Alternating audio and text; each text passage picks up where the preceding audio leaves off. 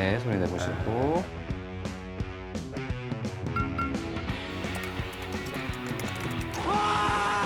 중증 외상 센터로 거듭나겠습니다. 여기 내 구역이라고?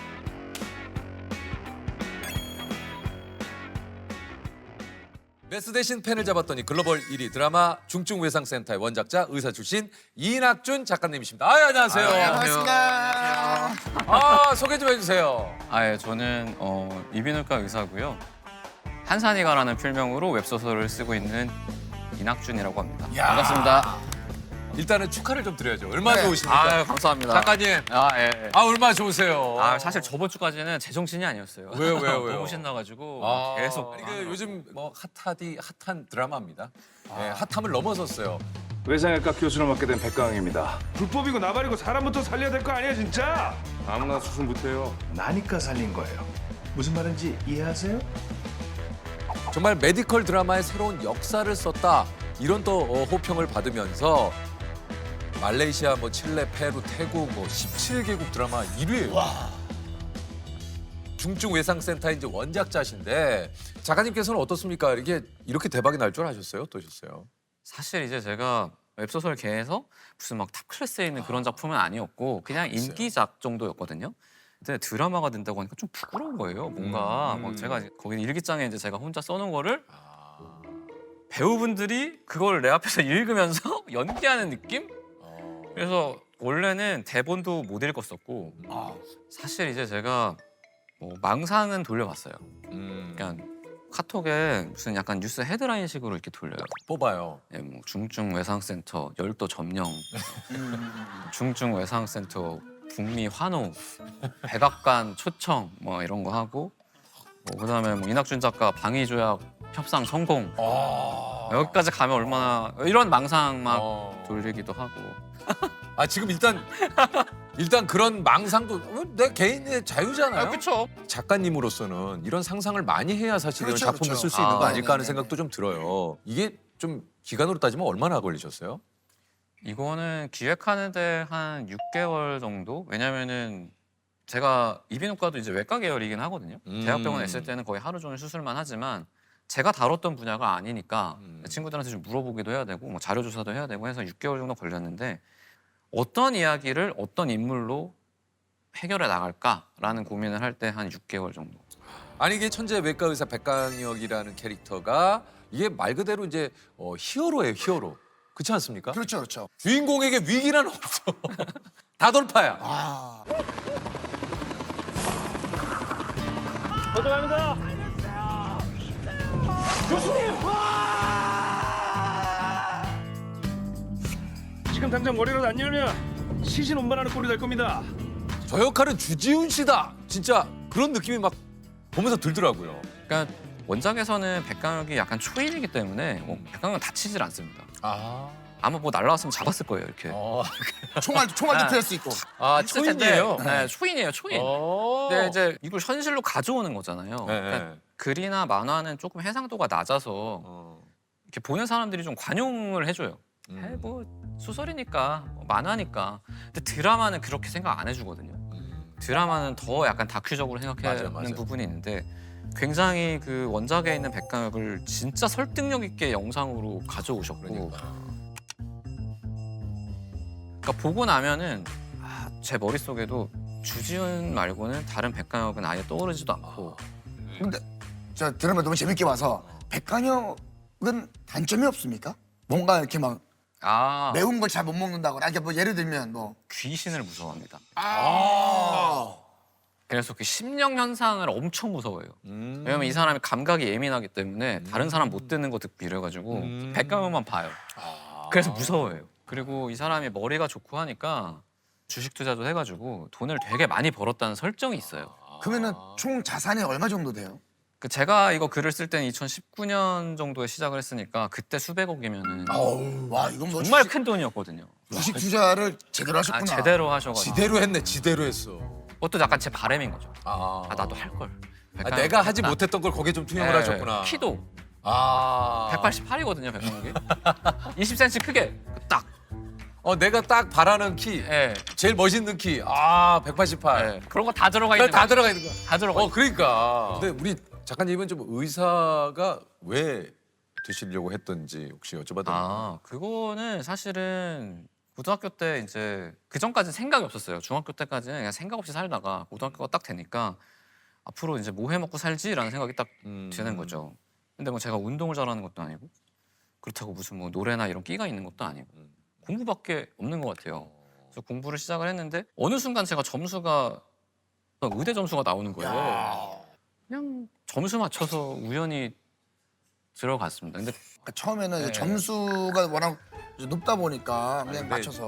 보니까 우리 작가님이 전교 1등 가셨다는데 공부 잘하시는 분들이 보통 본인이 공부 잘했다 안 그래요. 뭐 운이 좋다 뭐 내지는 그냥 어떻게 하다 보니까 이렇게 얘기하는데 우린 전교 1등이면 가만 안 있거든. 근데 그래도 요새는 나는 몇 번 얘기했을 거야 방송에. 요새는 그래도 말하는 편입니다. 아 그래요? 뭐 개인 병원을 하셨었나요? 아니면은 뭐 다른 병원에서 좀 일을 하셨었나요? 이게 사실 제 경력이 이제 인턴 레지던트 하고 그다음에 군의관 하고 군의관하고 이제 파트타임으로 페이 닥터를 1년 반 하다가 이제 작가가 된 거죠. 군의관 시절에 취미 삼아 이제 처음으로 아, 군의관 이계가다 이 작품을 처음 쓰셨다 그래요. 예, 맞습니다. 이게 첫 작품입니까? 되게 군의관 이계가다? 여기 그 남동생이 이 작품을 보더니 핏줄이 아니면 읽을 수 없는 소설. 예.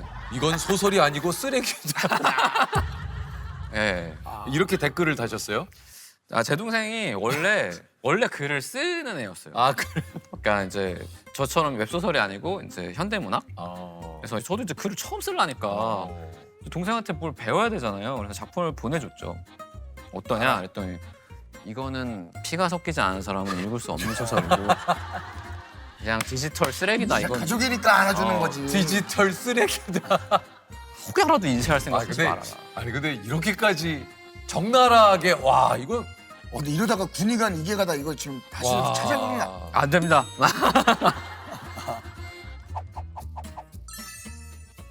아니 그 작가님의 그 대부분 작품 주인공이 외과 의사시라고 그래요. 네. 그 좀 이유가 있습니까?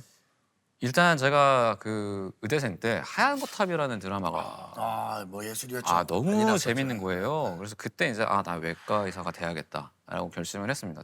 그렇게 생각을 하고 이제 학생 때도 계속 공부 열심히 하면서 그리고 이제 외과 실습을 도는데 제가 들어간 수술에서 환자가 테이블 데스란 거예요. 그 수술대 위에서 돌아가신 테이블 거예요. 데스. 이게 정말 드물어요. 그러니까 학생 때 보기에는 거의 불가능합니다. 레지던트를 하고 뭐 전문의를 해도 뭐 몇 년에 한 번 있을까 말까 하는 사건을 제가 겪은 건데 응급실에 복통으로 온 환자분이 계셨습니다. 30대 초반 젊은 남자였는데 이제 증상은 복통이었지만 CT를 찍어보니까 복부 대동맥이 이제 터지기 직전인 거예요.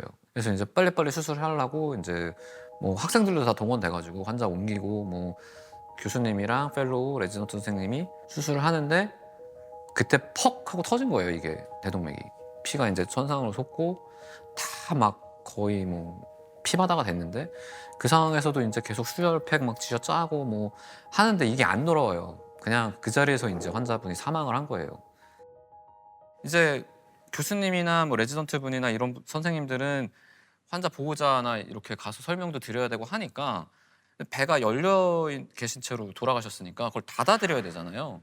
저랑 이제 둘이서 이거를 닫고 잠깐 밖에 나왔는데 제가 너무 정신이 없으니까 물건을 다 두고 나온 거예요. 그래서 밤에 이제 다시 그 수술방에 들어가서 물건 챙기러 갔는데 불 꺼진 수술방에 누가 있어요. 그 보니까 벽에 이렇게 그날 수술하신 교수님이 쭈그려 앉아가지고 그 벽에 계속 기대가지고 이렇게 계신 거예요. 불 꺼놓고. 그래서 그걸 보면서 평생 외과 의사로 이렇게 바이탈을 다뤘던 사람도 자기 손끝에서 환자가 사망하면 저렇게까지 충격을 받는데 이거는 약간 직업이라기보다는 그냥 업에 가까운 것 같다. 그래서 나는 바이탈을 못 다루겠다라는 생각이 들어서 이제 외과를 포기하고 마음 한 구석에는 약간 그런 아쉬움이 있어요. 그래서 아마도 그래서 백강혁 같은 주인공이 나오는 것 같고 제가 사실 인턴 때 그때 대형 재난이라는 걸 제가 겪었어요. 서해대교 버스 추락 사고도 그때 있었고 그리고 연평도 포격 사건도 그때 있어가지고 그때도 외상이라는 게 진짜 무섭다고 느꼈는데 이게 죽을 확률이 굉장히 높은 환자를 다루는 거기 때문에 알바든 수술해도 죽을 수 있잖아요. 근데 그런 경우에 이제 또 법적인 고소를 당하는 경우가 굉장히 많습니다. 또 뭐 검사를 다 못하고 들어가는 경우가 있는데 이 환자가 예를 들어서 심각한 감염 질환이 있으면 내가 거기에 노출이 될 가능성도 있고 또 헬기 당직 같은 경우에 헬기를 뜨는데 헬기가 뭐 추락한다든지 그럴 위험성도 있고 근데 이제 그런 거를 어찌됐건 평생 견디면서 가는 사람도 있는 거잖아요. 그분들 덕에 지금 이 사회가 굴러가는구나라는 걸 더 절실하게 느껴서 그런 사람들한테 좀 그런 부채감이 있는 것 같아요. 이제 이국종 교수님 책도 보고 또 이런 거는 소설에서라도 한번 해결을 해보면 너무 좋겠다라는 생각을 해서 쓰게 됐죠.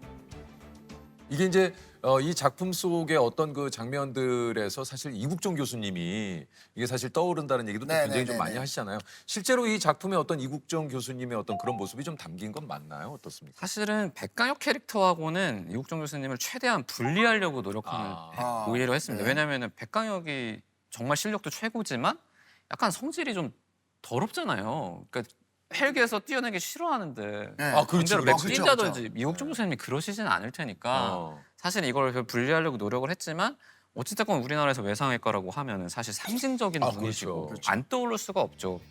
이국종 교수님 덕분에 우리나라의 외상외과 외상센터가 출범했거든요. 아, 그래요.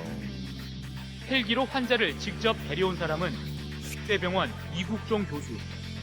헬기에서 간단한 수술을 하기도 하고 환자 이동 중에도 신속한 응급 처치가 가능해집니다. 그래서 이제 당연히 저도 영향을 받았고 그리고 이제 제 친구들도 좀 외상외과에서 이렇게 지원했던 분들도 있고 그런데 뭐 그런 친구들 얘기도 듣고 하면서 여러 가지를 좀 그래도 에피소드도 모으고 걔네들의 이제 고충 이런 것도 좀 담으려고 노력을 했습니다. 이런 드라마가 또 인기를 끌면 중증 외상에 대한 또 관심도 높아지지만 여기를 또 지원하는 선생님들이 또 계실 수도 있겠다. 그렇죠, 그렇죠. 예. 사실 중증 외상이 모든 사람한테 공평하게 발생하지는 않습니다. 또 뭐 산업재해 같은 경우에 공장이나 이런 데서 일하시는 분들한테 더 잘 발생하기 때문에 그러니까 사회적으로 조금 약자인 분들한테 더 잘 발생하고 제 생각에는 그렇기 때문에 관심이 올라갔다가도 다시 내려오는 것 같아요. 드라마를 기점으로 더 많은 외상외과 교수님들하고도 소통을 하게 됐는데 근데 그분이 6년째 막내입니다. 그러니까 밑에 안 들어오는 거예요. 너무 힘드니까 스케줄을 보면 한 달에 10번 24시간 당직을 서는데 그걸로 끝이 아니고 외상외과 환자가 이제 중환자실에 입원을 하면 그 중환자 케어도 해야 되니까 또 다른 외상외과 교수님, 주대 외상외과 교수님은 헬기 당직도 서고 하시는데 그 와중에 보호자한테 폭행을 당해가지고 사실은 상상보다 더한 어려움이 있습니다. 근데 그런 것들을 소설에서 다 녹여내지 못했고 그런 부분이 좀 아쉽긴 하죠. 그러니까 요즘은 그런 생각 들어요. 예전에는 이제 의학 드라마를 쓰신다 그러면 뭐 병원에 1년 내내 거의 살았다.